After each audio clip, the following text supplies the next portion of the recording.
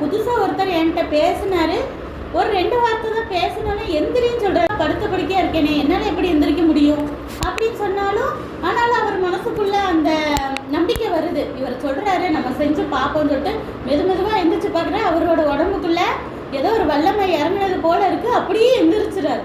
எவ்வளோ ஒரு சந்தோஷம்.